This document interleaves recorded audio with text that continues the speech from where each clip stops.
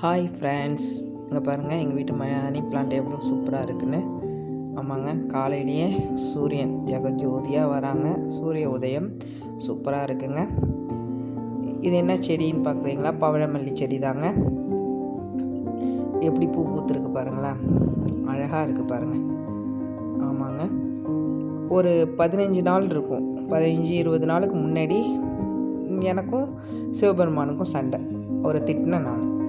இதை மாதிரி செடிலாம் நான் வச்சுருக்கேனே, நான் எதுக்காக வச்சேன்? உங்களுக்கு பூ வச்சு நான் மகிழ்ச்சியாக சந்தோஷமாக இருக்கணும் அப்படிங்கிறதுக்காக தான் வச்சேன். ஆனால் இதில் ஒரு பூ கூட பூக்க மாட்டேங்குது. அந்த செடி நல்லா மந்தரிச்சு போய் நிறையா செடி வந்துருந்தது. அதுலேருந்து வெட்டிலாம் வேற விட்டோம். வச்சப்போ ஒரு 2 பூ பூத்துது, அவ்வளோதாங்க. அதுக்கப்புறம் இல்லவே இல்லை. ரொம்ப மனசு கஷ்டமாக இருக்குது. என்னை ஏன் இப்படி மேலும் கஷ்டப்படுத்துகிறீங்க? இதில் ஒரு 2 பூ வந்ததுன்னா நான் கொண்டு வந்து உங்களுக்கு வச்சு நல்லா சந்தோஷமாக இருக்க போகிறேன். இதில் என்ன இருக்குது அப்படின்னு சொல்லிட்டு திட்டினேங்க. இந்த மாதிரி பண்ணுறீங்க, என்னையே சோதிக்கிறீங்க அப்படின்னு சொல்லிட்டு. அதுக்கப்புறம் பார்க்குறேங்க, இப்போது ஒரு வாரத்துக்கு முன்னாடி இந்த மாதிரி நிறையா அரும்பு வச்சுருந்ததுங்க.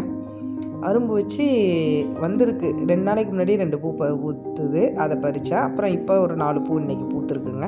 ரொம்ப சந்தோஷமாக இருந்ததுங்க. இதை நீங்கள் நம்பினாலும் சரி நம்பலைனாலும் சரி, நம்ம யார்கிட்ட உண்மையாக இருக்கோமோ அவங்க நமக்கு உண்டான பலனை கண்டிப்பாக கொடுப்பாங்கங்க.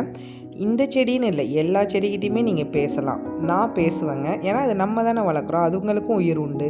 அதுங்களும் எல்லாத்தையுமே காதில் வாங்கும்.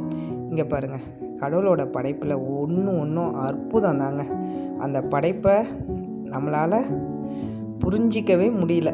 இந்த பூ வெள்ளையாக, அடியில் காம்பு மட்டும் ஆரஞ்சாக எவ்வளோ சூப்பராக இருக்குது பாருங்களேன்.